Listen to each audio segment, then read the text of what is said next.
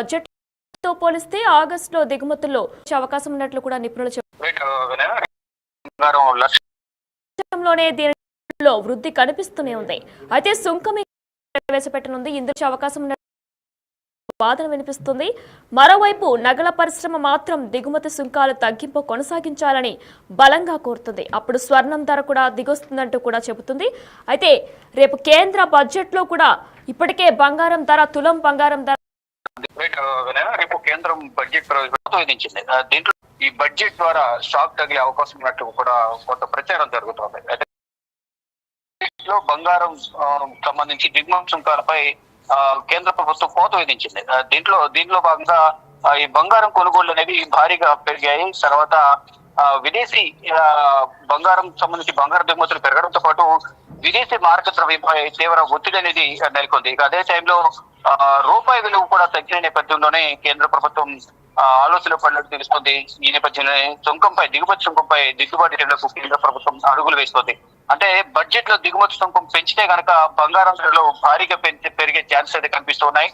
Budget తర్వాత ఇది బంగారం రేట్ అనేది ₹1,00,000 దాటే అవకాశం ఉన్నట్టు కూడా ప్రధానంగా తెలుస్తోంది. అంటే మాదక ద్రవ్యంపై ఒత్తిడి పెరుగుతున్న నేపథ్యంలోనే అదే సమయంలో రూపాయి పతనానికి ఈ బంగారం దిగుమతులకు సంబంధించి హత్యం పోస్తుంది. మరోవైపు జ్యువెలరీ పరిశ్రమ మాత్రం సుంకాలను తగ్గించాలనే ప్రధాన డిమాండ్ అయితే వినిపిస్తున్నాయి. ఇక మొత్తంగా చూసుకుంటే ఈ బంగారం దిగుమతి చేసుకోవడం ద్రవ్యలోటు కరెన్సీ పత్రానికి దారి తీసుకున్నట్టు కూడా తెలుస్తుంది. ప్రస్తుతం రూపాయి డాలర్తో పోలిస్తే ₹87 వద్ద చేరడానికి గల కారణాల్లో ఇదొక ప్రధాన అంశంగా కూడా తెలుస్తోంది. 2024 డిసెంబర్ 16న విడుదలైన వాణిజ్య రికార్డు కొనుగోలు కారణంగా తెలుస్తోంది. ప్రాథమిక అంచనాల ప్రకారం $14.8 బిలియన్ మేరకు దిగుమతి చేసుకున్నట్లుగా కూడా తెలుస్తోంది. దీనిలో 21% మాత్రమే వినియోగాల నిమిత్తం కోసం దీన్ని తీసుకొచ్చారు. ప్రపంచంలోనే దీన్ని అత్యధికంగా దిగుమతి చేసుకునే రెండో దేశంగా భారతదేశం నిలిచిందంటే బంగారం కొనుగోలుకు సంబంధించి భారత్ లో బంగారం వినియోగం ఏ విధంగా ఉందో కూడా అర్థమవుతున్నట్టు కూడా నిపుణులు చెప్తున్నారు. ఇక గత జూలైలో విడుదల చేసిన బడ్జెట్ లో బంగారం దిగుమతులపై సుంకాలను ప్రభుత్వం తగ్గించింది. దీంతో ఒక్కసారిగా ఈ కొనుగోళ్లు అనేవి పెరిగాయి. ఇక అంతకుముందు ఏడాదితో పోలిస్తే కనుక ఆగస్టులో ఈ బంగారం దిగుమతుల్లో 104% వృద్ధి కనిపించింది అనేది ప్రధానంగా కేంద్రం భావిస్తుంది. దీనివల్ల ఈ ఎఫెక్ట్ అనేది ఉందనేది కూడా తెలుస్తుంది. మొత్తంగా చూసుకుంటే ఏదైతే రేపు కేంద్ర ఆర్థిక మంత్రి నిర్మలా సీతారామన్ ఉదయం 11 గంటలకు లోక్సభలో బడ్జెట్ ప్రవేశపెట్టబోతున్నారు. ఈ బడ్జెట్ ప్రవేశపెట్టిన దాన్ని బట్టి బంగారం సంబంధించి ఏ విధంగా ఉండబోతుంది, ఆ బంగారం సుంకాలకు సంబంధించి ఎటువంటి నిర్ణయాలు తీసుకుంటారు అనేది సంబంధించి కూడా ప్రధానంగా కొన్ని ఊహాగానాలు అయితే వ్యక్తమవుతూ ఉన్నాయి. దానికి సంబంధించి ఒకవేళ దిగుమతి సుంకాలపై సుంకాలకు సంబంధించి ఏమైనా నిర్ణయం తీసుకుంటే కనుక దానికి సంబంధించి ఇప్పుడున్న 80,000 రేట్ ఏదైతే ఉందో అది లక్షలో దాటే అవకాశం ఉంది. భారతదేశంలో అత్యధిక శుభకార్యాలకు ఈ బంగారం వాడకం అనేది వినియోగం అనేది ఎక్కువగా ఉంటుంది.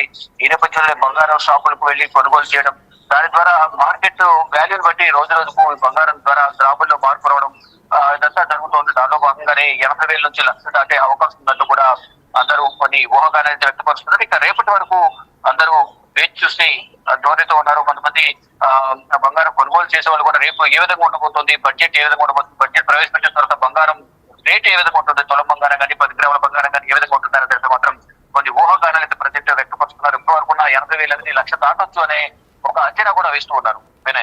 Right, thank you Shiva. భారత్లో స్వర్ణానికి ఉన్నంత క్రేజ్ మరే వస్తువుకు ఉండదు అనే దాంట్లో ఎటువంటి అతిశయోక్తి లేదు. 2024 ద్వితీయార్థంలో భారత్లో దీని దిగుమతులు భారీగా పుంజుకున్నాయి. గత బడ్జెట్లో దిగుమతి సుంకాలకు కోత వేయడంతో దీనికి ఆజ్యం పోసినట్లయిందని కూడా నిపుణులు చెబుతున్నారు.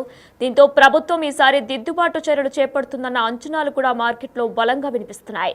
అయితే దీనికి తోడు పుత్తడి కారణంగా జీడీపీకి అదనపు విలువ జోడింపు లేదా ఎగుమతుల్లో వృద్ధి కూడా పెద్దగా కనిపించకపోవడం ప్రభుత్వాన్ని నిరాశకు గురిచేస్తుంది. ఇది చాలా ఇప్పుడు ముబ్బడిగా స్వర్ణం దిగుమతి చేసుకోవడం ద్రవ్యలోటు అలానే కరెన్సీ పతనానికి దారితీస్తుంది.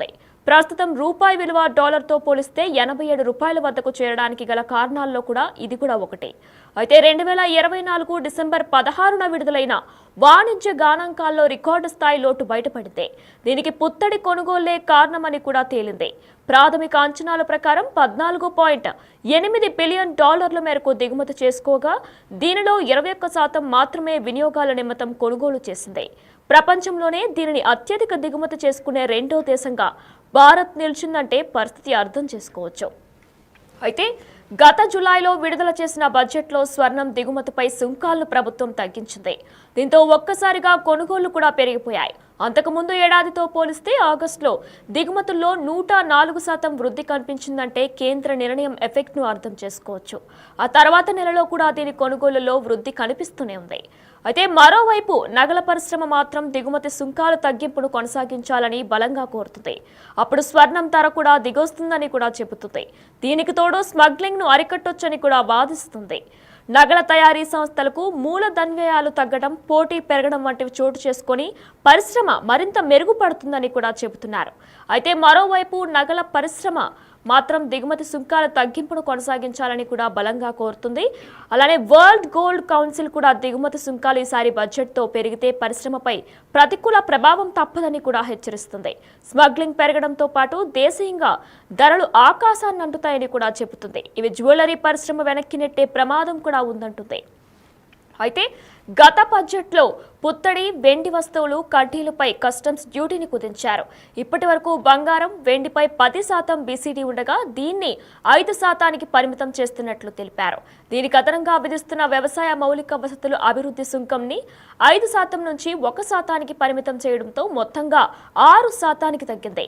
ఈసారి దీనిలో 2% కోత విధించాలని జెమ్ అండ్ జ్యువెలరీ కౌన్సిల్ ప్రభుత్వాన్ని కోరింది. అప్పుడే ప్రపంచ మార్కెట్లోని బంగారం ధరలకు భారత్ చేరుకుంటుందని కూడా వాదిస్తుంది.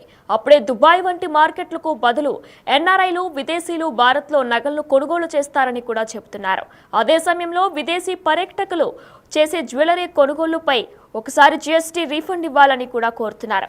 ఇవి అంతర్జాతీయ కొనుగోలుదారుల దృష్టిలో భారత్ని ఆకర్షణీయంగా కూడా మారుస్తుందని కూడా చెబుతున్నారు.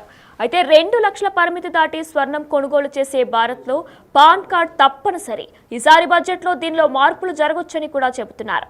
ఈ లిమిట్ను 5 లక్షలకు చేర్చాలని నగల పరిశ్రమ కోరుతుంది. దీంతో పాటు నగదు కొనుగోళ్లకు 5 లక్షలను లిమిట్గా చేయాలని కూడా చెబుతుంది. ఇక ఈ నేపథ్యంలో భారత విదేశీ మారక ద్రవ్య నిల్వలపై భారం తప్పిస్తూ రూపాయిని కాపాడేలా ఆర్థిక మంత్రి ఏ నిర్ణయం తీసుకుంటారా అన్నది ఆసక్తికరంగా మారింది. రైట్ కా అయితే రేపు కేంద్రం బడ్జెట్ ప్రవేశపెట్టనుంది. అయితే ఇప్పటికీ తులం బంగారం ధర 80,000గా ఉంటే కూడా అయితే రేపు కేంద్రం బడ్జెట్ ప్రవేశపెట్టనుంది. మరి ఈ నేపథ్యంలో నిర్మలా సీతారామన్ ప్రవేశపెట్టనున్నారు, కొత్త బడ్జెట్ని ప్రవేశపెట్టనున్నారు. మరి ఇదే నేపథ్యంలో 1,00,000 పైమాట పెరిగే అవకాశం ఉన్నట్లు కూడా తెలుస్తుంది తులం బంగారం ధర. అందరూ కూడా ఎంతో ఆసక్తిగా ఎదురు చూస్తున్నారు. బంగారం ధరలు ఏం కాబోతున్నాయి, ఎంత రేట్ పెరగబోతున్నాయని కూడా అందరూ ఎంతో ఆసక్తిగా ఎదురు చూస్తున్నారు.